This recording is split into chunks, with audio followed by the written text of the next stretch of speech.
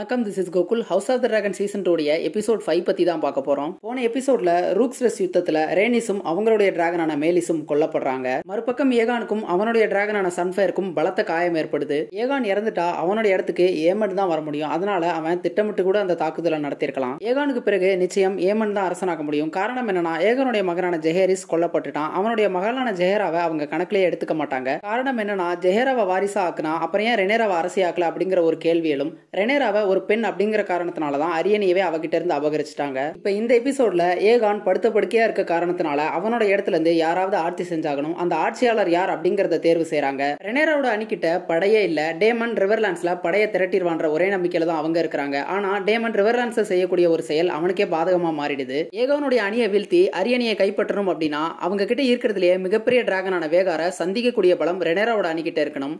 அந்த பலத்தை திரட்டுறதுக்காக ஒரு திட்டத்தையும் இந்த எபிசோட்ல தீட்டுறாங்க. அது எல்லாத்தையும் நம்ம எபிசோட் 5ல பார்க்க போறோம். எபிசோட்குள்ள போறதுக்கு முன்னாடி விருப்பம் இருக்கக்கூடிய நண்பர்கள் நம்ம சேனலுக்கு சப்ஸ்கிரைப் பண்ணி உங்களுடைய ஆதரவு தெரிவிங்க. ஹவுஸ் ஆஃப் த டிராகனுடைய முந்தைய எபிசோட்ஸையும் நம்ம சேனல்ல போட்டுருக்கோம். அதுலயும் உங்களுக்கு நிறைய தகவல்கள் கிடைக்கலாம். அதையும் செக் பண்ணி பாருங்க. இப்போ வாங்க எபிசோட்குள்ள போகலாம். எபிசோடோட ஆரம்பத்துல நமக்கு ட்ரிஃப்ட்மார்க்ல கோர்லிஸ் வெலாரினை காட்டுறாங்க. அவர் தன்னுடைய ட்ரிஃப்ட்வுட் அரியாசனத்துல போய் உட்கார்ந்துட்டு அழ ஆரம்பிக்கிறார். கோர்லிஸ் தனக்கு நெருக்கமான தான் நேசிச்ச எல்லாரையுமே இழந்துட்டார். முதல்ல தன்னுடைய குழந்தைகளான லேனா மற்றும் லேனார் இவங்க ரெண்டு பேத்தையுமே இழந்தார். அதன் பிறகு அவருடைய தம்பியான வேமன் வெலாரினை இழந்தார். இப்போ தன்னுடைய மனைவியான ரேனிஸுமே அவர் இழந்துட்டாரு. ரேனிஸ் இறக்கிறதுக்கு முன்னாடி ரேனிஸ்க்கும் கோர்லிஸ்க்கும் இடையே நடந்த அந்த கடைசி உரையாடல், கோர்லிஸ்க்கு முறை தவறி பிறந்த அந்த ஆலின் அப்படிங்கிற பாஸ்டர்ட் பையனை பத்தி தான். அந்த ஒரு குற்றவுணர்வு கூட அவருக்கு இப்ப இருக்கலாம். அதன் பிறகு அவங்க ஒன்னா ஆலோசனை கூட்டங்கள்ல காணப்பட்டாலும் அவங்க என்ன பேசிக்கிட்டாங்க அப்படிங்கிறது நமக்கு தெரியல. டிராகன் ஸ்டோன்ல ரெனேராவும் இந்த செய்தி தெரிஞ்சுக்கிட்டு அவளுமே ரொம்ப வருத்தப்பட்டு தான் இருக்கிறா. ரேனிஸ்க்கு பொதுவா ரெனேராவை பிடிக்காது. தன்னுடைய மகன் லேனார் இறந்ததுல ரெனேராவோட பங்கு இருக்கு அப்படின்னு தான் அவங்க கடைசி வரைக்குமே நம்பினாங்க. இருந்தாலும் ரெனேரா மேல உள்ள அந்த தனிப்பட்ட கோபங்கள் எல்லாத்தையுமே தள்ளி வச்சுட்டு ரெனேராக்காக அவங்க யுத்தத்தை சந்திச்சாங்க.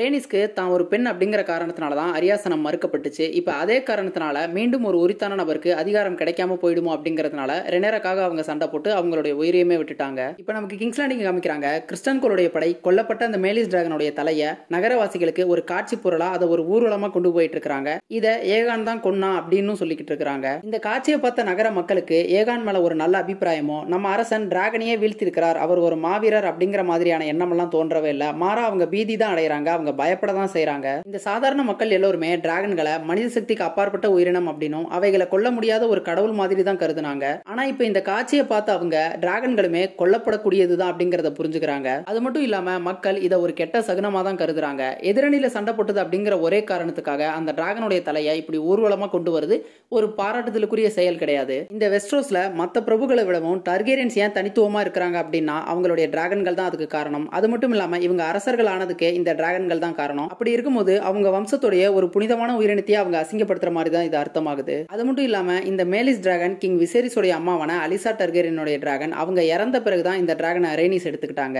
ஏகான் அணியினர் தங்களுடைய பாட்டியோடைய டிராகனையே இப்படி ஊர்வலமா கொண்டு வந்துட்டு இருக்காங்க. இப்ப கிங்ஸ் லேண்டிங் அரண்மனையில ஏகான் இருக்கக்கூடிய அந்த பெட்டியை அவனுடைய அறைக்கு தூக்கிட்டு போறாங்க. தன்னுடைய கணவனை தூக்கிட்டு போறத எந்தவித உணர்ச்சிகளையும் வெளிக்காட்டாம ஹெலேனா பாத்துக்கிட்டே இருக்கிறா. அந்த பெட்டியில இருந்து முதல்ல ஒரு வாளை வெளியில எடுக்கிறாங்க. இந்த வாளுடைய பேர் பிளாக் ஃபயர். ஏகான் த கான்கரரால முதலா பயன்படுத்தப்பட்ட ஒரு வாள் இது. அவருக்கு பிறகு டர்கேரியன் அரசர்கள் கைமாறி இப்ப ஏகான் கிட்ட வந்திருக்குது. போன சீசன்ல கிங் விசேரிஸும் இதை பயன்படுத்தியிருப்பாரு. ஏகானுடைய நிலை ரொம்பவே கவலைக்கிடமா இருக்கிறதா தான் அங்க இருக்கக்கூடிய மேஸ்டர்ஸ் எல்லாருமே தெரிவிக்கிறாங்க. கிராண்ட் மேஸ்டர் ஆர்வெல் உட்பட. உடல் முழுக்க தீக்காயங்கள் பலமா ஏற்பட்டிருக்குது. அங்கங்க எரிஞ்சு போயிருக்குது. அது மட்டும் இல்லாம விழுந்த அதிர்ச்சியில கால் மூட்டும் உடஞ்சு போயிருக்குது.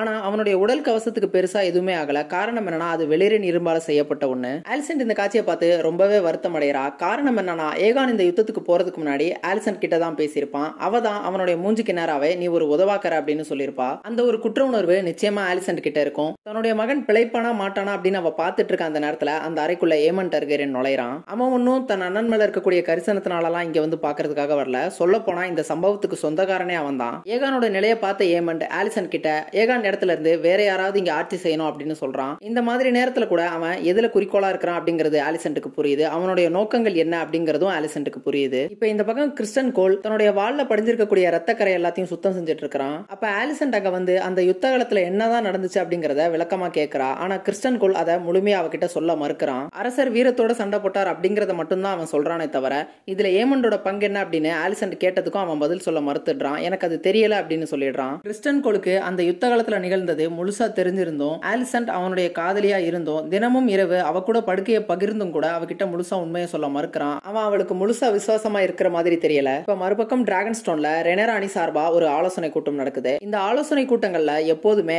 ஆல்ஃபிரட் ப்ரூமுக்கும் ரெனேராவுக்கும் வாக்குவாதம் நிகழ்ந்தவாறே இருக்குது. அவங்களுக்குள்ள ஒரு ஒத்திசைவு இருக்கிற மாதிரி தெரியல. தங்களுடைய அணி கிங்ஸ் லேண்டிங்கை சுத்தி இருக்கக்கூடிய சின்ன சின்ன கோட்டைகள் எல்லாத்தையுமே இழந்துட்டோம் அப்படிங்கறத ஆல்ஃபிரட் ப்ரூம் ஒரு பெரிய குறையா அங்க எடுத்து முன் வச்சு சொல்லிக்கிட்டு இருக்கான். கிறிஸ்டன் கோல் முதல்ல ரோஸ்பி ஸ்டோக்வர்த் அப்படிங்கிற 2 கோட்டைகளை கைப்பற்றினா. அதன் பிறகு டஸ்கண்டேல் ரூக்ஸ் ரெஸ்ட் அப்படிங்கிற 2 கோட்டைகளை கைப்பற்றினா. இவன் கைப்பற்றினது மட்டும் இல்லாம இவங்களுடைய பெரிய டிராகனான மேலிஸும் இறந்து போயிருச்சு. இதெல்லாம் ஒரு பெரிய பலவீனம் அப்படின்னு ஆல்ஃபிரட் ப்ரூம் சொல்லிக்கிட்டு இருக்கான். இப்ப ரெனேராவோட அணிக்கிட்ட படை எதுவுமே இல்ல. இவங்களோட மொத்த நம்பிக்கையும் டேமன் ரிவர்லாண்ட்ஸ்ல படையை திரட்டிடுவான் அப்படிங்கறத நம்பிதான் இருக்குது. ஆனா அவனுமே எந்த ஒரு பதிலும் சொல்ற மாதிரியே தெரியல. அவன் இங்க இருந்து ஹாரன்ஹாலுக்கு கிளம்புறதுக்கு முன்னாடி ரெனேராவோட சண்டை போட்டுட்டு போயிருப்பான் இல்லையா, அதன் காரணமா தான் எந்த ஒரு ரேவனுக்கும் பதிலளிக்க மாட்டேங்கிறான். இதை ஒரு பெரிய குறையா ஆல்ஃபிரட் ப்ரூம் சொல்லிக்கிட்டு இருக்கான். இந்த ஒரு குறைய அந்த ஆலோசனை கூட்டத்துல எல்லார் முன்னிலையிலும் அவன் சுட்டி காட்டினது ரெனேராவுக்கு கொஞ்சம் கோவத்தை ஏற்படுத்திருச்சு. இந்த மாதிரியான ஒரு போர் சூழல்ல நீங்க என் மேலதான் அதிகமா குறை சுமத்திட்டு இருக்கீங்க, என்ன ஒரு நல்ல அரசியா நீங்க ஏத்துக்கலையா அப்படின்னு ரெனேரா கேட்கறா. அதுக்கு அவன் அப்படியெல்லாம் கிடையாது, உங்களை நான் மனப்பூர்வமா நல்ல அரசியா தான் ஏத்துக்கிறேன் அப்படின்னு சொல்றான். நான் சொல்ல வருது எல்லாம் பெண்ணா இருக்கிற நீங்க நிறைய யுத்தங்களை பார்த்திருக்க மாட்டீங்க, அதனால உங்களுக்கு இந்த போர் வியூகங்கள்லாம் தெரியல அப்படிங்கிற மாதிரி சொல்றான். அதுக்கு ரெனேரா, நம்முடைய காலங்கள் அமைதியான காலங்கள், நான் எந்த அளவுக்கு யுத்தத்தை பார்த்திருக்கிறனோ அதே அளவுதான் நீங்களும் யுத்தத்தை பார்த்திருக்கீங்க அப்படின்னு ரெனேரா சொல்றா. அவன் அமைதியா வந்து உட்கார இப்ப அடுத்து என்ன செய்யலாம் அப்படிங்கறத பத்தி அந்த ஆலோசனை கூட்டத்துல பேச ஆரம்பிக்கிறாங்க.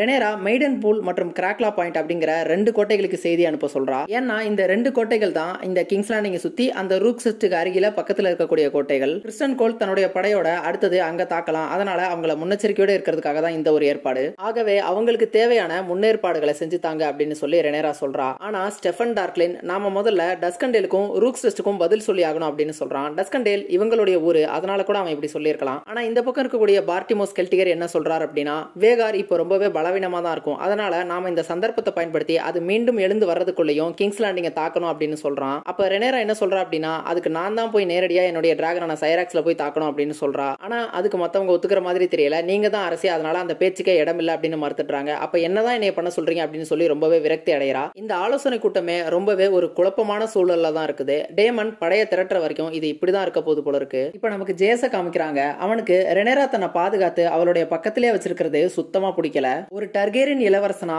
இந்த போர்ல ஒரு முக்கிய பங்காற்றணும் அப்படின்னு அவன் நினைக்கிறான். ஆனா ரெனேரா அதுக்கு விடுற மாதிரி தெரியல, அவ கூடவே வச்சிருக்கா. ஜேஸ் ஹாரன்ஹாலுக்கு போய் டேமன் என்னதான் பண்ணிட்டு இருக்கான், படையை திரட்டினானா இல்லையா, அவனுடைய நிலைதான் என்ன அப்படிங்கறதெல்லாம் விசாரிச்சுட்டு வர போறதா பேலா கிட்ட சொல்லிக்கிட்டு இருக்கான். இந்த யோசனை எந்த அளவுக்கு எடுபடும் அப்படிங்கிறது தெரியல. ஏன்னா ரெனேரா டேமனுடைய மனைவி, அது மட்டும் இல்லாம அவதான் இப்ப அரசி. அவன் நினைச்சே டேமன் என்ன நிலையில இருக்கான் அப்படிங்கறது தெரிஞ்சுக்க முடியல. அப்படி இருக்கும்போது ஜேஸ் போய் அங்க என்ன பண்ணிடுவான் அப்படிங்கிறது புரியல. இதையே தான் பேலாவும் சொல்றா. அதுக்கு ஜேஸ் பயங்கரமா கடுப்பாகி, எனக்கு இப்படி வீட்டுக்குள்ளேயே உட்கார்ந்து இருக்கிறது சுத்தமா பிடிக்கல, இன்னும் எவ்வளவு காலத்துக்கு தான் நான் இப்படி வீட்டுக்குள்ளே இருக்கிறது அப்படிங்கிறது எனக்கு புரியல அப்படின்னு ஜேஸ் விரக்தி அடைகிறான். அதுக்கு பேலா, ரெனேரா உன்னைய பாதுகாக்க தான் முயற்சி செய்யறா, நீ தான் அவளுடைய அடுத்த வாரிசு, அதனால உன்னை பாதுகாக்க வேண்டியது அவளுடைய கடமை அப்படின்னு சொல்றா. நான் ரெனேராவோட வாரிசு அப்படின்னா என்னால முடிஞ்சதை நானும் செஞ்சுதான் ஆகணும், அந்த உரிமைக்காக போராடி தான் ஆகணும் அப்படின்னு ஜேஸ் சொல்றான். டேமன் இப்ப படையை திரட்டினானா இல்லையா அப்படிங்கிறது தான் இங்க முதன்மையான பிரச்சனை. அதனால ஜேஸ் ஒரு திட்டத்தை முன்வைக்கிறான். ரீகன் ஸ்டார்க் தன்னுடைய படையில இருந்து 2000 வீரர்களை ரெனேரா சார்பா சண்டையிடுறதுக்காக அனுப்புறதா சொல்லியிருந்தான். ஆனா அதுல இருக்கக்கூடிய சிக்கல் என்ன அப்படின்னா, நார்த்ல இருந்து கிளம்பி அவங்க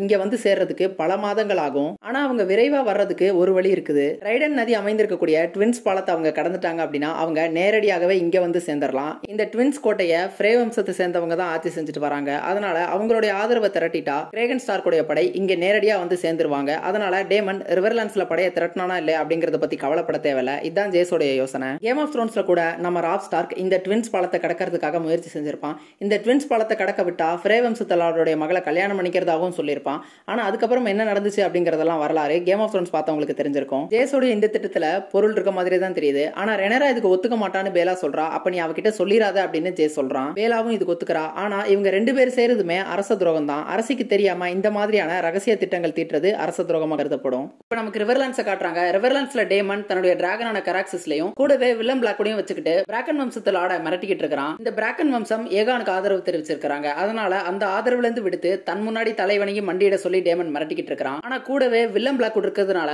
அவன் முன்னாடி எல்லாம் தலைவணங்கி மண்டியிட முடியாது அப்படின்னு சொல்லி அந்த பிராக்கன் வம்சத்து பிரபு மறுத்துடுறான். இந்த பிளாக்வுட்ஸ்க்கும் பிராக்கன்ஸ்க்கும் தலைமுறையா பல காலமா பிரச்சனைகள் இருக்கு அப்படிங்கறத நம்ம எபிசோட் 3லயே பார்த்தோம். இப்ப டேமன் வில்லம் பிளாக்வுட் இங்க அழைச்சிட்டு வந்திருக்கிறது ஒரு தவறான யோசனை தான். ஏன்னா அவங்க இருந்தா நிச்சயமா இவனுக்கு தலை வணங்கவே மாட்டானுங்க. சரி, கடைசியா என்னதான்டா சொல்றீங்க, நீங்க இப்ப தலை வணங்கலன்னா நான் என்னுடைய டிராகனை வச்சு எரிச்சிருவேன் அப்படின்னு டேமன் மிரட்டுறான். ஆனா அப்ப கூட அவனுங்க அசர்ற மாதிரி தெரியல. எங்களை நீங்க எரிச்சு சாம்பல் ஆக்கினாலும் பரவாயில்ல, நாங்க கண்டிப்பா தலை வணங்க மாட்டோம் அப்படின்னு சொல்லிட்டு அங்கிருந்து கிளம்ப போறானுங்க. இப்ப அவனுங்க கிளம்புற நேரத்துல டேமனுடைய கராக்சிஸ் டிராகன் அவனுங்க கிட்ட போய் அவனுங்களை எரிக்கலாமா அப்படிங்கிற மாதிரி பாக்குது. ஆனா டேமன் அவங்களை எரிக்க வேணாம் அப்படின்னு முடிவு பண்ணிடுறான். இப்ப அவனுங்க போன பிறகு டேமனும் வில்லம் பிளாக்வுட்டும் பேசிக்கிறாங்க. வில்லம் பிளாக்வுட் என்ன சொல்றான் அப்படின்னா, அவனுங்க தான் தலை வணங்க மாட்டான்னு அவ்வளவு ஆணித்தனமா சொல்றாங்களே, அவனுங்களை நீங்க எரிச்சிருக்கணும் அப்படின்னு சொல்றான். அதுக்கு டேமன், நான் இங்க படையை திரட்டுறதுக்காக தான் வந்திருக்கிறேனே தவிர பிணங்களை திரட்டுறதுக்காக கிடையாது அப்படின்னு சொல்றான். அவனுங்களை நான் டிராகனை வச்சு எரிச்சிருவேன்னு மிரட்டி கூட எங்களை எரிச்சு சாம்பலாக்குங்க, ஆனா நாங்க அடிபணிய மாட்டோம்னு சொல்றாங்க. இந்த மாதிரி ஆட்கள் தான் என்னோட படைக்கு தேவை அப்படின்னு டேமன் சொல்றான். எனக்கு இன்னும் கூட பிராக்கன் வம்சத்து ஆளுங்களை நம்ம பக்கம் திருப்ப முடியும் அப்படிங்கிற நம்பிக்கை இருக்குது. அதனால அதுக்கேத்த மாதிரி சில செயல்களை நாம செய்யணும் அப்படின்னு டேமன் சொல்றான். அதுக்கு வில்லம் பிளாக்வுட், பிராக்கன் வம்சத்து ஆளுங்க எங்க கூட சண்டை போட்டு செத்தாலும் சாவானுங்களே தவிர நிச்சயமா நாங்க ஆதரவு தந்திருக்கிற ஒரு அணிக்கு அவங்க ஆதரவு தரவே மாட்டாங்க அப்படின்னு சொல்றான். அதுக்கு டேமன், அப்ப நீங்க அவனுங்க கூட சண்டை போடுறதை நிறுத்திட்டு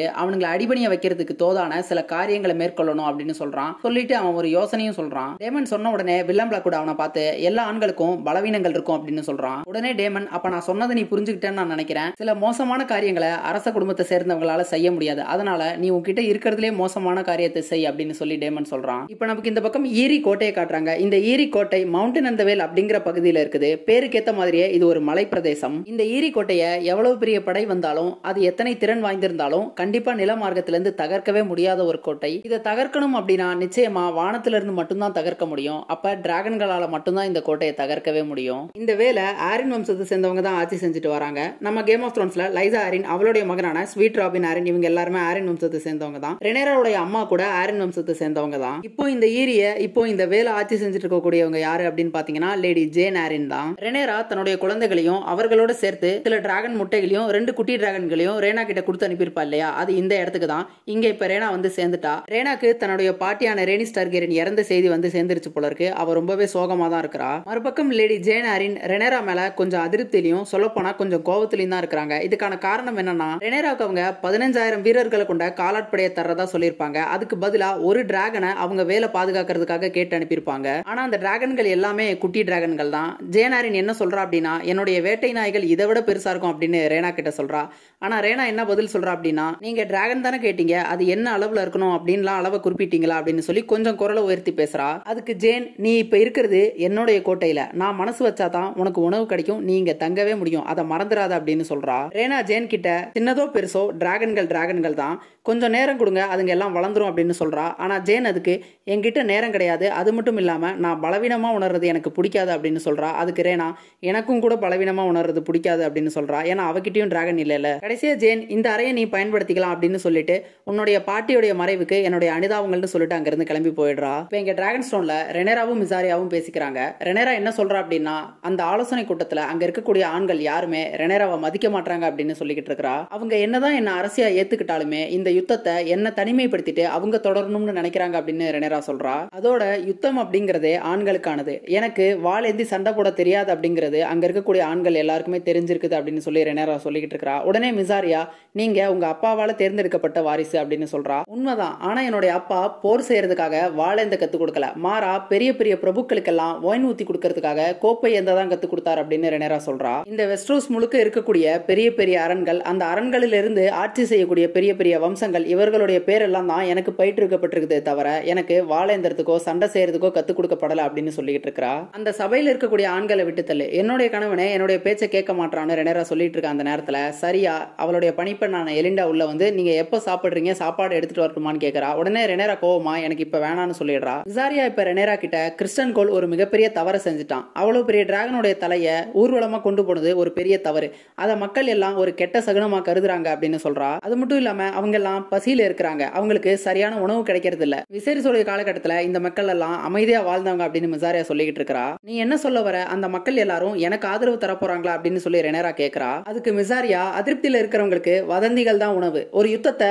வாளால சண்டை போட்டு தான் வென்றெடுக்கணும் அப்படிங்கிறது கிடையாது, அதுக்கு ஒன்றுக்கு மேற்பட்ட வழிமுறைகள் இருக்கு அப்படின்னு மிசாரியா சொல்லிட்டு ஒரு உபாயத்தையும் சொல்றா. கொஞ்சம் முன்னாடி ரெனேரோட அறைக்கு வந்த அந்த பணிப்பெண் எலிண்டாவை சில காவலர்கள் டிராகன் ஸ்டோன்ல இருந்து வெளியில அழைச்சிட்டு போயிட்டு இருக்காங்க.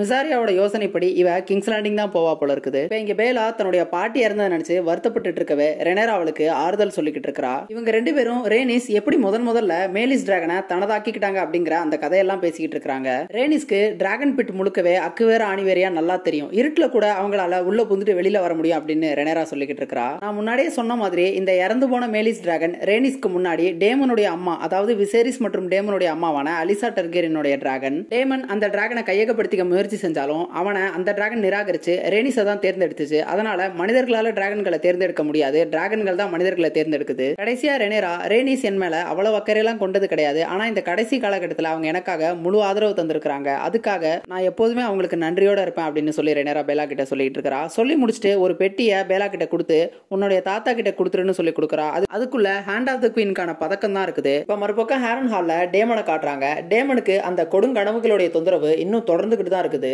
இந்த முறை அவன் ஒரு பெண்ணோட செக்ஸ் வச்சுக்கிட்டு இருக்கிற மாதிரி கனவு காண்றான். செக்ஸ் வச்சுக்கிட்டு இருக்கும் போதே அந்த பெண் என்ன சொல்றா அப்படின்னா, உங்க ரெண்டு பேர்ல, அதாவது டேமன் மற்றும் விசேரிஸ், இவங்க ரெண்டு பேர்ல டேமன் தான் சிறந்த போர் வீரன் அப்படின்னும் வலிமையானவன் அப்படின்னும் பயமறியாத ஒரு டிராகன் ரைடர் அப்படின்னும் அந்த பெண் சொல்லிக்கிட்டு இருக்கா. மேலும் விசேரிஸ் ஒரு நல்ல மனம் படைத்தவன் அவ்வளவுதானே தவிர அவன் அரசனா இருக்கிறதுக்கு அவ்வளவு உரித்தான நபர் கிடையாது, ஆனா அந்த மகுடத்து சொல்றதுக்கு நீ தான் உண்மையிலேயே உரித்தான நபர் அப்படின்னு சொல்றா. சொல்லி முடிச்சுட்டு அவ கடைசியா சில வார்த்தைகளை உதிர்க்கிறா. அவ என்ன சொல்றா அப்படின்னா, ஒருவேளை விசேரிஸ்க்கு முன்னாடி நீ பிறந்திருந்தா நீ தான் அரசனாகிருப்ப அப்படின்னு சொல்லிட்டு எனக்கு பிடித்த மகனே அப்படின்னு முடிக்கிறா. அப்பதான் தெரியுது இவ்வளவு நேரம் டேமன் செக்ஸ் வச்சிட்டு இருக்க மாதிரி கனவு கண்ற அந்த பொண்ணு அவனுடைய அம்மா அப்படின்னு. டேமன் 3 வயதா இருக்கும் போதே அவனுடைய அம்மா வந்து இறந்து போயிருப்பாங்க, அதனால அவனுடைய அம்மா அவனுக்கு அவ்வளவா தெரியாது. போன சீசன்ல கிங் விசேரிஸ் டேமன் மற்றும் ஆலிசன் கிட்ட எல்லாம் பேசிக்கிட்டு இருக்கும்போது தன்னுடைய அம்மாவுக்கு தன்னை காட்டிலும் டேமனை தான் ரொம்ப பிடிக்கும் அப்படின்னு விசேரிஸ் சொல்லிக்கிட்டு இருப்பாரு.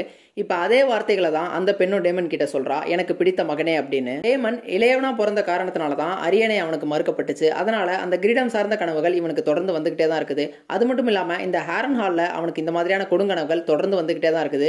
ஒருவேளை இதெல்லாம் ஆலிஸ் ரிவர்ஸோட வேலையா என்ன அப்படிங்கிறது தெரியல. இப்ப டக்குன்னு கண் விழிச்சு பார்த்தா டேமன் சில நபர்களோட சாப்பிடுற இடத்துல உட்காந்து சாப்பிட்டுட்டு இருக்கான். ஆனா அவன் நிஜமா சாப்பிடவே இல்ல, மத்தவங்க தான் சாப்பிட்டுட்டு இருக்காங்க. இத ஆலிஸ் ரிவர்ஸும் ஒரு பக்கம் பார்த்துக்கிட்டே இருக்கா. இந்த ஹேரன் ஹால் இப்ப என்ன நிலைமையில இருக்கு, எதெல்லாம் சீரமைக்கிறோம் அப்படின்னு டேமன் கேட்கறான். அதுக்கு உடனே சைமன், சமையல் அறை மத்த இடங்கள்லாம் கொஞ்சம் பரவாயில்லாம இருக்குது, மீதி அறைகள் எல்லாத்தையுமே நம்ம சீரமைக்கணும், குறிப்பா வெளியில இருக்கக்கூடிய டவர் எல்லாத்தையுமே நம்ம சீரமைக்கணும் அப்படின்னு சொல்றாரு. சரி, அதுக்கான ஏற்பாடுகள் எல்லாத்தையும் செய்யுங்க அப்படின்னு டேமன் சொல்லவே, ஆனா அதுல ஒரு சிக்கல் இருக்கிறதா சைமன் ஸ்ட்ராங் சொல்றாரு. இதுக்கு எல்லாத்துக்குமே பணம் தேவைப்படும் அப்படிங்கிறாரு.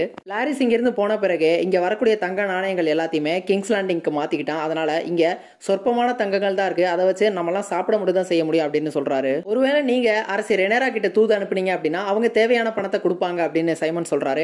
ஆனா டேமன் அதுக்கு ஒத்துக்கல. அவன் இன்னுமே தன்னுடைய அகங்காரத்தை விடுத்து ரெனேரா கிட்ட உதவி கேட்கறத விரும்பல. ஹேரன் ஹால் என்னுடைய கட்டுப்பாட்டுல தான் இருக்கு, இதுக்கு தேவையான பணத்தை நானே ஏற்பாடு செய்யறேன்னு சொல்லிட்டு அங்கிருந்து எந்திரிச்சு போயிடுறான். அவன் விடைபெற்று போகும்போது சைமன் ஸ்ட்ராங் அவனை யுவர் கிரேஸ் அப்படின்னு அழைக்கிறாரு. அதுக்கு உடனே டேமன், நீங்க என்ன மை கிங் அப்படின்னு அழைக்கலாமே அப்படின்னு டேமன் சொல்றான். இப்ப இந்த பக்கம் கிங்ஸ் லேண்டிங்ல டீம் கிரீன் சார்பா ஒரு ஆலோசனை கூட்டத்தை கூட்டி இருக்காங்க. அரசன் ஏகான் படுத்த படுக்கையா இருக்கிற காரணத்தினால அவன் இடத்துல இருந்து இப்ப வேறு யாராவது இங்க ஆட்சி செய்யணும், கிட்டத்தட்ட ஒரு ஆக்டிங் கிங் மாதிரி. இந்த ஒரு முறைய ரீஜென்சி அப்படின்னு சொல்லுவாங்க. அப்படி ஆட்சி செய்யக்கூடிய நபரை ரீஜென்ட் அப்படின்னு சொல்லுவாங்க. உதாரணமா கிங் விசேரிஸ் படுத்த படுக்கையா இருக்கும்போது ஆலிசன்ட் ஆட்சி செஞ்சதுனால அவ குயின் ரீஜென்ட். அதே மாதிரி ஆட்டோ ஹைட்டவரும் அப்ப ஆட்சி செஞ்சிருப்பாரு. இதே மாதிரி கேம் ஆஃப் த்ரோன்ஸ்ல நம்ம நெட் ஸ்டார்க், டைவன் லானிஸ்டர் இவங்களுமே ரீஜென்ட்டா வேலை பார்த்திருக்காங்க. இப்ப இங்க அடுத்து யார் ரீஜென்ட் அப்படிங்கிற ஒரு தேர்வுக்கான ஆலோசனை கூட்டம் தான் இது. ஆலிசன்ட் என்ன சொல்றா அப்படின்னா, என்னுடைய கணவர் படுத்த படுக்கையா இருக்கும்போது நானே ரீஜென்ட்டா வேலை பார்த்திருக்கிறேன், அதனால நான் திரும்பவும் அதை செய்யறதுக்கு எனக்கு ஒன்றும் பிரச்சனை இல்லை அப்படின்னு சொல்றா. அதை கேட்ட ஜாஸ்பர் வைல்ட், நீங்க ஆட்சி செஞ்சது அமைதியான காலத்துல, ஆனா இப்போ போர் சூழல் நிலவுது அப்படின்னு சொல்றான். அது மட்டும் இல்லாம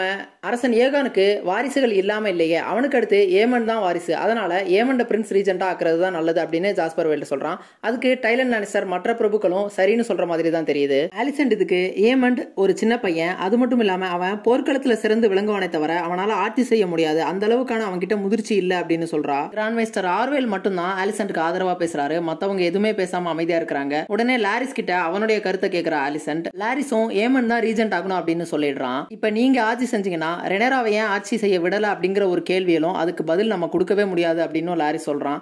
என்னதான் நான் சொன்னாலும் அரசனோட இடத்துல இருந்து ஹேண்ட் ஆஃப் த கிங் தான் பேசணும். அதனால கிறிஸ்டன் கோல் நீங்க என்ன நினைக்கிறீங்க அப்படின்னு லாரிஸ் கேட்கறான். கிறிஸ்டன் கோல் ஆலிசன்டோடைய காதலன், தினமும் இரவு அவ கூட படுக்கையை பகிரக்கூடிய ஒரு நபர். அதனால ஆலிசன்ட் அவன் தனக்கு ஆதரவா பேசுவான் அப்படின்னு நம்பிக்கிட்டு இருக்கிறான். ஆனா கிறிஸ்டன் கோல் கொஞ்ச நேரம் அமைதிக்கு பிறகு அவனுமே ஏமன் தான் பிரின்ஸ் ரீஜென்ட் ஆகணும் அப்படின்னு சொல்லிடுறான். இதனால ஆலிசன்ட் பயங்கரமா துரோகத்துக்கு உட்பட்ட மாதிரி அங்க அமைதியா உட்கார்ந்துடுறா. தன்னுடைய மகனை ஆட்சி செய்யட்டும்னு விட்டது இப்ப ஆலிசன்ட்டுக்கே பெரிய வினையா வந்து முடிஞ்சிருச்சு. ரெனேராவை என்ன காரணத்தை சொல்லி நிராகரிச்சாங்களோ அதே காரணத்தை சொல்லி இப்ப ஆலிசன்ட்டையும் நிராகரிச்சிட்டாங்க. இப்ப ஏமண்ட் எல்லாரும் ஒத்துக்கிட்ட பிறகு அரசர் உட்காரக்கூடிய அந்த நாற்காலியில வந்து அப்படியே உட்கார்றான். அதுக்கு முன்னாடி ஆலிசன்ட்டையும் ஒரு பார்வை பார்த்துட்டு தான் வரான். வந்து உட்கார்ந்தவன் நிகழக்கூடிய இந்த போர் என்ன நிலைமையில போய்கிட்டு இருக்கு அப்படிங்கறத பத்தி சில தகவல்களை கேட்டு தெரிஞ்சுக்கிறான். கிங்ஸ் லேண்டிங்க்கு கடல் வணிகமா வரக்கூடிய பொருட்கள் எல்லாத்தையுமே வெலாரியன் கப்பல் படை தடுத்து நிறுத்திட்ட காரணத்தால இங்க மக்கள் எல்லாருமே உணவு தட்டுப்பாட்டுக்கு ஆளா இருக்கிறதா சொல்றாங்க. இது இப்படியே நீடிச்சா இங்க கண்டிப்பா உணவு பஞ்சம் ஏற்பட்டுரும் அப்படின்னு மக்கள் பயந்து கிங்ஸ் லேண்டிங்கை விட்டு வெளியில போக துடிக்கிறாங்க அப்படின்னு சொல்லிக்கிட்டு இருக்காங்க. அதுக்கு ஏமண்ட் என்ன சொல்றானா, அப்படின்னா யாரையுமே கதவுகளுக்குள்ள, அதாவது கோட்டை கதவுகளுக்குள்ள உள்ளேயும் விடாதீங்க, இங்க இருக்கக்கூடிய மக்களை வெளியிலயும் விடாதீங்க, கதவை இழுத்து மூடுங்க அப்படின்னு உத்தரவு போடுறான். கடைசியா எல்லாரையும் அவங்கவுங்க வேலைக்கு போக சொல்லிட்டு அந்த எலி பிடிக்கிறவங்களை ஏகான் தொங்க விட்டுருப்பான் இல்லையா, அவங்க எல்லாத்தையும் வெட்டி கீழே இறக்க சொல்றான். இப்ப நமக்கு மீண்டும் ஹியூவையும் அவனுடைய குடும்பத்தையும் காமிக்கிறாங்க. அவனுடைய மகள் ஒரு உடல் நலம் குன்றின ஒரு பெண் அப்படிங்கறத நம்ம முன்னாடியே பார்த்தோம். இவங்களுடைய குடும்பமும் உணவு கிடைக்காம ரொம்பவே சிரமப்பட்டுட்டு தான் இருக்கிறாங்க. அதனால ஹியூவோடைய மனைவி என்ன சொல்றா அப்படின்னா, நம்ம இந்த நகரத்தை விட்டு வெளியில போயிருவோம் அப்படின்னு சொல்றா. அவ்வளவு பெரிய டிராகனை ஊர்வலமா கொண்டு வந்ததுக்கு ரெனேரா நிச்சயமா தக்க சமயம் பார்த்து சரியான பதிலடியா கொடுக்கத்தான் போறா. அதனால நம்ம இந்த நகரத்தை விட்டு வெளியில கிளம்புறதா நல்லது அப்படின்னு சொல்றா. சரி, நம்ம எங்க தான் போறது அப்படின்னு ஹியூ கேட்கறதுக்கு, என்னுடைய அண்ணன் ஊரான டம்பிள்டனுக்கு நம்ம போயிடலாம் அப்படின்னு மனைவி சொல்றா. உன் அண்ணன் கிட்ட கையேந்தி என்னை பிச்சைக்காரனாக்க பாக்குறியா அப்படின்னு ஹியூ கேட்கறான். அதுக்காக நம்ம ஏற்கனவே பிச்சைக்காரங்க நிலைமையில தான் இருக்கிறோம் அப்படின்னு சொல்றா. இப்ப ஏமண்ட் உத்தரவின் பேர்ல அந்த எலி பிடிக்கிறவங்க எல்லாருமே ஒன்னு ஒன்னா கீழே இறக்கிட்டு இருக்காங்க. அப்ப நம்ம சீஸோடைய நாய்க்குட்டி சீஸ் வெட்டி இறக்கின பிறகு அவனை பாக்குறதுக்காக அவன் பின்னாடியே ஓடி போகுது.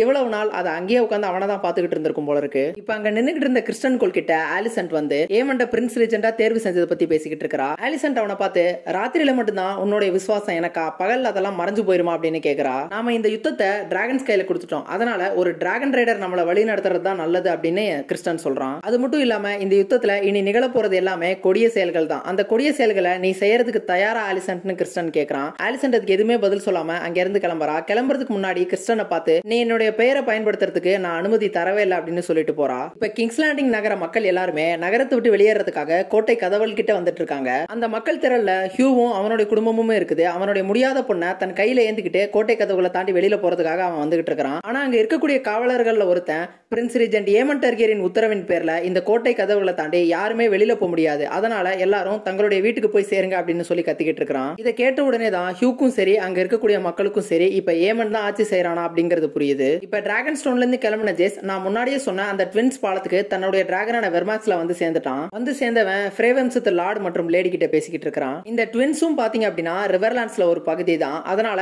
குரோவர் டெலி, அதாவது ரிவர்லாண்ட்ஸோட லார்டான குரோவர் டெலி யாருக்கு ஆதரவு தெரிவிக்கிறாரோ அவங்கள தான் இவங்களும் பின்பற்ற முடியும். இவங்களா தனியா போய் தாந்தோன்றித்தனமா ரெனேராவுக்கு ஆதரவு தெரிவிக்க முடியாது. அதை தான் அவங்களுமே சொல்லிட்டு இருக்காங்க. இப்ப லேடி ஃப்ரே என்ன சொல்றாங்க அப்படின்னா, ரெனேரா தான் அடுத்த அரசி அப்படிங்கறத எங்களுக்கு எந்த மாற்று கருத்துமே இல்ல, ஆனா நாங்க பயப்படுறதெல்லாம் வேகார நினைச்சுதான் அப்படின்னு சொல்றா. நீங்க கண்ணுக்கே தெரியாத பல மைல் தொலைவில் இருக்கக்கூடிய ஒரு டிராகனை நினைச்சு பயப்படுறீங்க, ஆனா என்னுடைய டிராகன் உங்க கோட்டை மதில் மேலதான் இருக்குது, அதை நினைச்சு நீங்க பயப்பட மாட்டீங்களான்னு கொஞ்சம் மிரட்டுற தொனில கேட்கறான். ஏகான் அணியில இருக்கக்கூடிய ஜேசன் லானிஸ்டர் மேற்கு பக்கமா போய்கிட்டு இருக்கான். அவன் ரிவர்லாண்ட்ஸ்க்கு வந்து சேர்றதுக்கு முன்னாடி நாங்க படையை திரட்டி ஆகணும், அதனால நீங்க ஸ்டார்க் ஆர்மிக்கு வழி விட்டுதான் ஆகணும் அப்படின்னு ஜேஸ் சொல்றான். அப்படின்னா நீங்க எங்களுக்கு பாதுகாப்பு தருவீங்களா அப்படின்னு லேடி ஃப்ரே கேட்கறா. அதுக்கு ஜேஸ் கண்டிப்பா தருவேன் அப்படின்னு சொல்றான். அவனுங்க இன்னுமே அமைதியா தான் இருக்கிறத பார்த்துட்டு என்னுடைய பாதுகாப்பு மட்டும் இல்ல டேமனுடைய பாதுகாப்பையும் நான் உங்களுக்கு உத்தரவாதம் கொடுக்கறேன் அப்படின்னு சொல்றான். ஆனா அவனுங்க இது எதுக்குமே மசீர மாதிரி தெரியல, இன்னுமே மௌனமா தான் இருக்கிறானுங்க. சரி உங்களுக்கு என்னதாண்டா வேணும் அப்படின்னு ஜேஸ் கடைசியா கேட்கறான். அதுக்கு லேடி ஃப்ரே என்ன சொல்றா அப்படின்னா, இந்த யுத்தம் முடிஞ்சதுமே நீங்க வென்ற பிறகு எங்களுக்கு ஹேரன் ஹால் வேணும் அப்படின்னு கேட்கறா. உங்களுக்கு ஹேரன் ஹால் வேணும் அப்படின்னா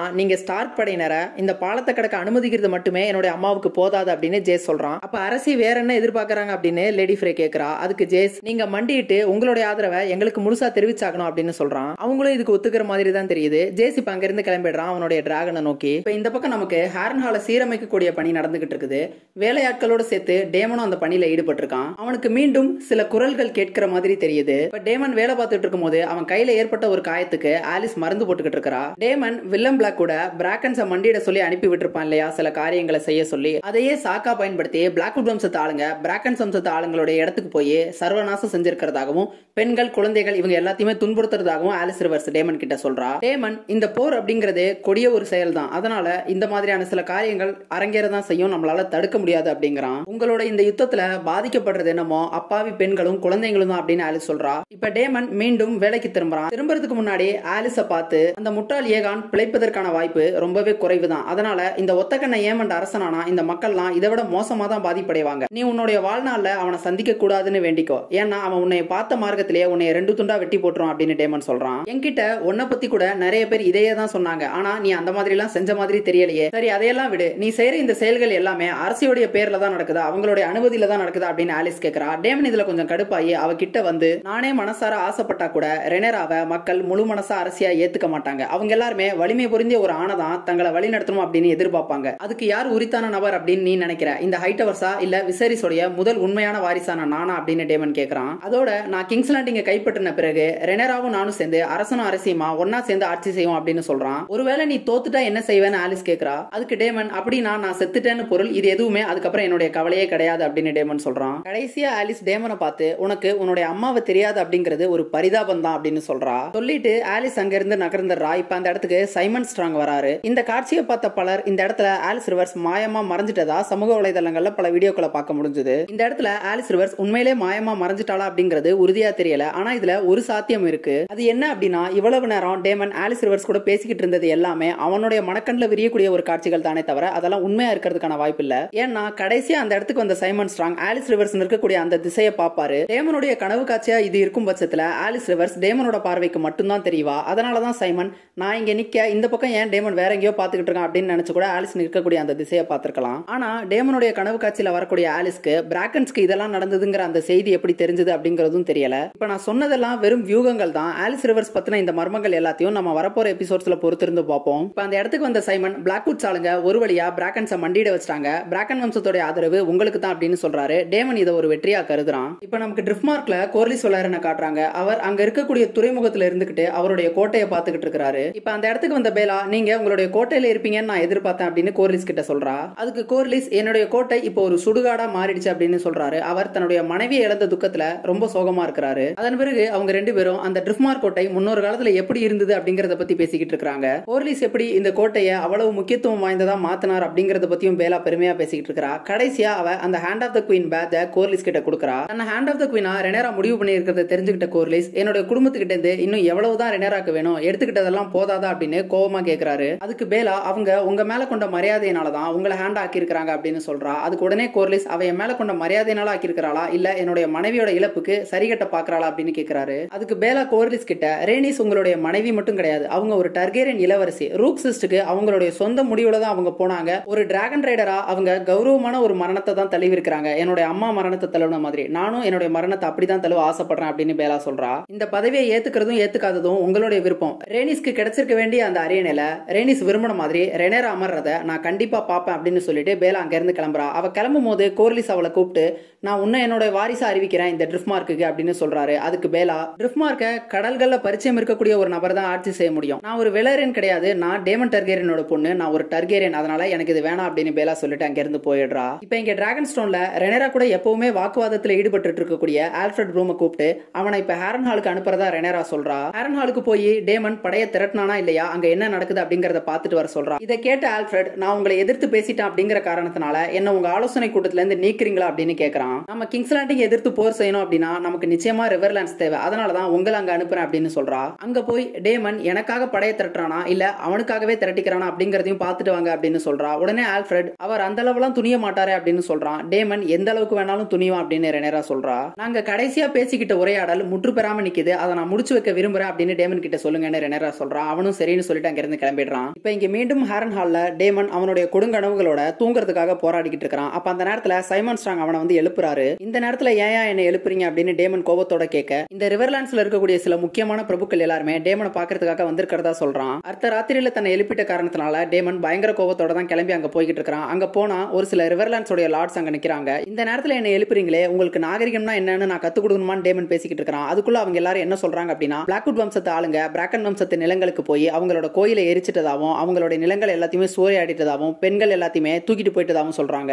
அவங்க எல்லாருமே காட்டுமிராண்டித்தனமா நடந்துகிட்டதாகவும் அது மட்டும் இல்லாம அவங்க எல்லாருமே டர்கேரியன் கொடியை, அதாவது ரெனேரா அணி இப்ப பயன்படுத்தக்கூடிய அந்த கொடியை ஏந்தி வந்துதான் இந்த செயல்களை செஞ்சதாகவுமே அவங்க முறையிடுறாங்க. இதை கேட்ட உடனே டேமனே ஒரு நொடி அதிர்ச்சி ஆகிடுறான். ஏன்னா அரசாங்கத்தால சில செயல்களை வெளிப்படையா செய்ய முடியாது அப்படின்னு தான் வில்லம் பிளாக்வுட் கிட்ட டேமன் சொல்லி அனுப்பியிருப்பான். அப்படி இருந்த போதிலும் அவன் இவங்களோட கொடியை பயன்படுத்தி இவங்களை காட்டி கொடுத்துட்டான். இப்போ அதிர்ச்சியிலையும் குழப்பத்திலையும் இருக்கக்கூடிய டேமனுக்கு மேலும் குழப்பம் விளைவிக்கிற மாதிரி அவனுடைய முதல் மனைவி அந்த நேரத்தில் அவன் முன்னாடி தோன்றா. இந்த போர் கொடிய ஒரு திசையில போய்கிட்டு இருக்கு, நீ நம்ம குழந்தைகளை பாத்துக்கிறியா இல்லையா அப்படின்னு அவ கேட்கறா. அங்க இருக்கக்கூடிய ரிவர்லான்ஸ் எல்லாம் என்ன சொல்றாங்க அப்படின்னா, ஒரு குழந்தைய கொண்டவங்க கிட்ட இருந்து வேற என்ன நம்ம எதிர்பார்க்க முடியும் அப்படிங்கிறாங்க. டேமன் இதை மறுக்கிறான், நான் அதை செய்ய சொல்லல அப்படிங்கிறான், அது ஒரு பொய் அப்படிங்கிறான். தேசம் முழுக்க இதை தான் சொல்றாங்க, அப்ப அவங்க எல்லாரும் சொல்றதுமே பொய்யா அப்படின்னு அங்க இருக்கிறவங்க கேட்கறாங்க. இந்த மாதிரி ஒரு காட்டு மிராண்டிக்கு நாங்க எங்க ஆதரவு தெரிவிக்க மாட்டோம் அப்படின்னு சொல்லிட்டு அந்த ரிவர்லான்ஸ் எல்லாம் கிளம்பி போயிடுறாங்க. டேமனுக்கு இப்ப என்ன பண்றதுன்னு தெரியாம தலையை பிச்சுக்கிட்டு அங்க நின்னுட்டு இருக்கான். இப்ப டிராகன் ஸ்டோன்ல இருந்து கிளம்பின ரெனேராவுடைய பணிப்பெண் எலிண்டா ஒரு வழியா கிங்ஸ் லேண்டிங் வந்து சேர்ந்துட்டா. அங்க இருக்கக்கூடிய ஊர்காவல் படையில ஒருத்தனுடைய உதவியின் மூலமா அவ கிங்ஸ் லேண்டிங் குள்ள நுழைஞ்சிடுறா. இவனும் மிசாரியாவுடைய ஆள் தான் போல இருக்குது. நகரத்துக்குள்ள நுழைஞ்சவ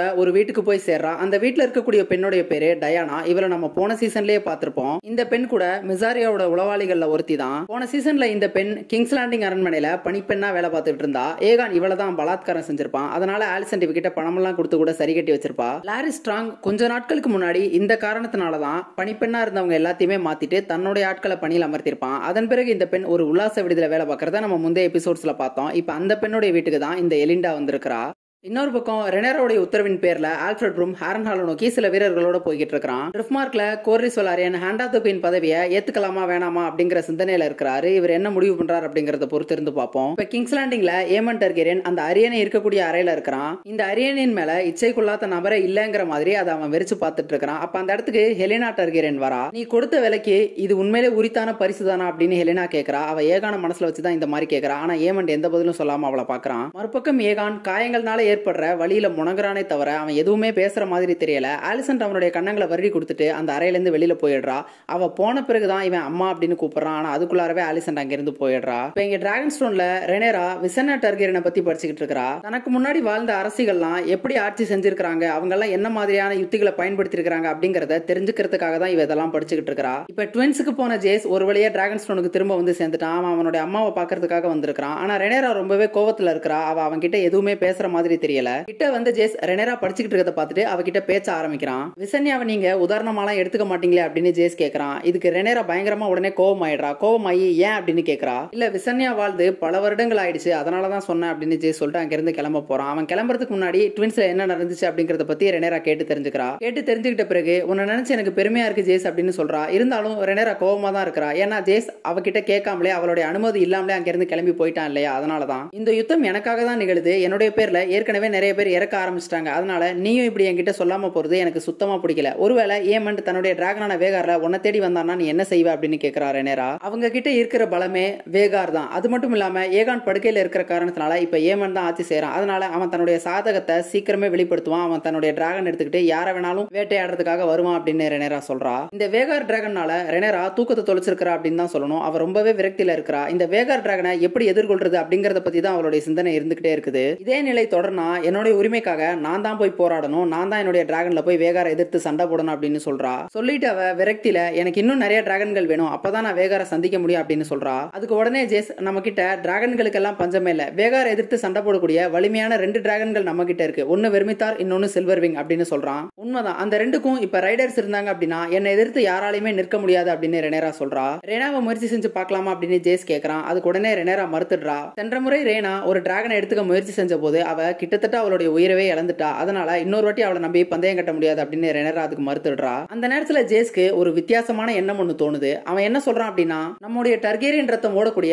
பல நபர்கள் இப்ப வெவ்வேறு குடும்பங்கள்ல இருப்பாங்க. திருமணத்தினாலேயோ இல்ல வேறு காரணங்கள்னாலேயோ அவங்க வெவ்வேறு பெயர்கள்ல இப்ப அழைக்கப்படுறாங்க. நாம ஏன் அவங்கள முயற்சி செஞ்சு பார்க்க கூடாது அப்படின்னு ஜேஸ் சொல்றான். டர்கேரியன்ஸா இருக்கிறவங்க அவங்க பேர்ல டர்கேரியன் இல்ல அப்படின்னாலும் அவங்களால டிராகன்களை கட்டுப்படுத்த முடியும். இந்த மாதிரி போன தலைமுறைகள்ல இல்ல அதுக்கு முன்னாடி எப்பவாது நம்ம டர்கேரியன் பெண்கள் வேறு குடும்பத்துல திருமணம் செஞ்சு பிரிஞ்சு போயிருப்பாங்க. அவங்களுடைய மகள்களோ இல்ல மகன்களோ இந்த டர்கேரியன் ரத்தத்தோட இருந்தாங்கன்னா அவங்களால நிச்சயம் டிராகன்களை கட்டுப்படுத்த முடியும் இல்லையா அப்படின்னு ரெண்டு பேரும் யோசிக்கிறாங்க. நம்ம கோர்லிஸோட மகன் லேனார் வெலரன் கூட என்னதான் வெலரனா இருந்தா கூட அவன் ஒரு டிராகனை கட்டுப்படுத்தினா. காரணம் என்னன்னா அவனுடைய அம்மா ரேனிஸ் டர்கேரியன். அதனால அவனுக்குள்ளேயும் டர்கேரியன் ரத்தம் ஓடுனதுதான். அவங்க எல்லாரையும் பத்தின செய்திகள் கூட இங்க இருக்கக்கூடிய புத்தகங்கள்ல குறிப்பிட்டிருக்கலாம் அப்படின்னு ரெனேரா சொல்றா. நம்ம கேம் ஆஃப் த்ரோன்ஸ்ல கூட எல்லா குடும்பங்களை பத்தியும் எல்லா குடும்பத்துடைய வரலாறு பத்தியும் பெரிய பெரிய புத்தகங்கள்ல இருக்கும். நெட் ஸ்டார்க் அதை பார்த்து தான் ஜாஃப்ரி யார் அப்படிங்கறதையே தெரிஞ்சுக்குவாரு. அப்ப வேறு குடும்பத்தை சார்ந்தவங்களை நம்ம டிராகன்ல தூக்கி போடலாம் அப்படின்னு நீ நினைக்கிறியா அப்படின்னு ஜேஸ் கிட்ட ரெனேரா கேட்கறா. அதுக்கு ஜேஸ் தோத்து போய் செத்து முடியறதுக்கு இது எவ்வளவோ மேல் தான் அப்படின்னு சொல்றான். ரெனேராக்கும் அது புரியுது. அவளுமே சிரிச்சுட்டு அதை ஒத்துக்கிறா. இவங்க தீட்டக்கூடிய இந்த திட்டம் ஒரு பைத்தியக்காரத்தனமான திட்டம் தான். இது அவங்களுக்கே தெரியுது. இப்ப அந்த அறையில இருக்கக்கூடிய அந்த புத்தகங்கள் எல்லாத்தையுமே நமக்கு அப்படியே காமிக்கிறாங்க. இதுலதான் அந்த குறிப்புகள் எல்லாம் இருக்கும் போல இருக்குது. இதுக்கப்புறம் இவங்க என்ன செய்ய போறாங்க அப்படிங்கிறது தெரியல.